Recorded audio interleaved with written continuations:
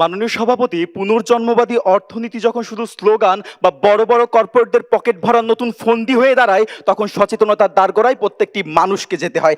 আজ যেখানে দাবি করা হচ্ছে চক্রাকার গোলকধাঁধান বর্জ্য নাকি সোনা, কিন্তু বাস্তবে লক্ষ্য করুন রাজধানীর সে ড্রেনটি আজও আবর্জনায় ভরা। তাই তো 14 ডিসেম্বর 2025 দৈনিক যুগান্তর একটি প্রতিবেদন থেকে উঠে আসা তথ্য অনুসারে উপদেষ্টা রেজওয়ানা হাসান তার বন ও জলবায়ু বিষয়ক আলোচনায় বলেন, দেশের 18 কোটি মানুষকে পরিবেশ বিষয়ে সচেতন হওয়া জরুরি। ঠিক সেই প্রেক্ষাপট থেকে দাঁড়িয়ে আজ আমি এবং আমার দল বলছি, পুনর্জন্মবাদী অর্থনীতি নয়, বরঞ্চ সচেতনতার মধ্য দিয়ে আইনের কঠোর বাস্তবায়ন পরিবেশ রক্ষার প্রধান উপায়, যেখানে পুনর্জন্মবাদী অর্থনীতি একটি সহায়ক উপায় মাত্র।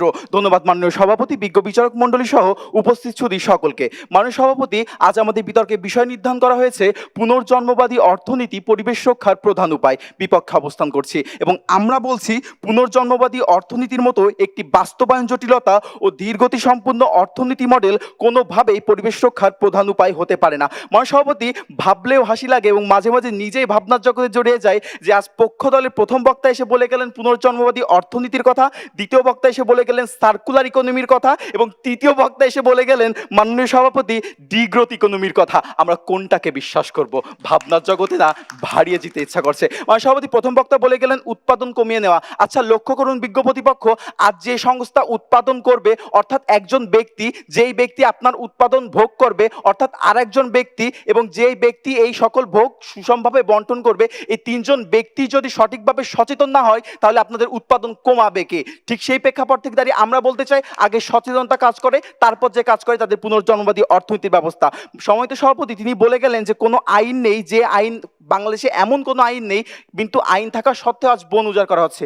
লক্ষ্য করুন মাননীয় সভাপতি, এখানে আজকে বিতর্কটা তৈরি হয়। আমরা বলছি কঠোর আইনের বাস্তবায়ন। আজ যখন বাস্তবায়ন হবে, তখন সে সকল আইন মানতে সকল বাধ্য হবে এবং সচেতনতার মধ্য দিয়ে আগামীর বাংলাদেশ পুনর্জন্মবাদী অর্থনীতির মাধ্যমে পরিবেশ রক্ষা করবে। সভাপতি, লক্ষ্য করুন একটি ছোট্ট উদাহরণ, আজ আপনি সেনাবাহিনীর ভিতরের কথা চিন্তা করুন, একই সঙ্গে বাইরের কথা চিন্তা করুন। আর সেখানে একটি ময়লার প্যাকেট ফেলাতে সবাই 10 বার ভাবে, কিন্তু বাইরে ফেলাতে ভাবে না। আমরা সেই স্থান থেকে বলছি কঠোর আইনের বাস্তবায়ন প্রয়োজন আছে। বিজ্ঞ প্রতিপক্ষ, আমরা এমন একটি পৃথিবীতে বসবাস করি যেখানে 193টি স্বাধীন দেশের মধ্যে জাতিসংঘের তথ্য অনুসারে 153টি দেশই অনুন্নত ও উন্নয়নশীল দেশের কাতারে পড়ে। এখন প্রশ্নটি ঠিক এখানে, আজ যখন আপনারা দাবি করেন এই 153টি দেশে আপনাদের পুনর্জন্মবাদী অর্থনীতির মতো একটি ব্যয়বহুল ও দীর্ঘমেয়াদী অর্থ ব্যবস্থা চালু করবেন, তখন বিষয়টি হাস্যকর বিষয় ছাড়া কোনো কিছুরই রূপ ধারণ করে না।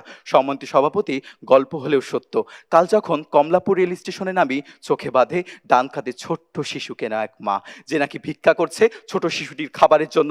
আর যেখানে দারিদ্রতা 3,60,00,000 এবং মায়ের ভিক্ষা করতে হয় ছোট শিশুর খাবারের জন্য, সেখানে তো পুনর্জন্মবাদী অর্থনীতির মাধ্যম একটি বিলাসিতার মাধ্যম মাত্র। বিজ্ঞ প্রতিপক্ষ, কিছুক্ষণের জন্য আপনারা শুধুমাত্র বাংলাদেশের কথা চিন্তা করুন।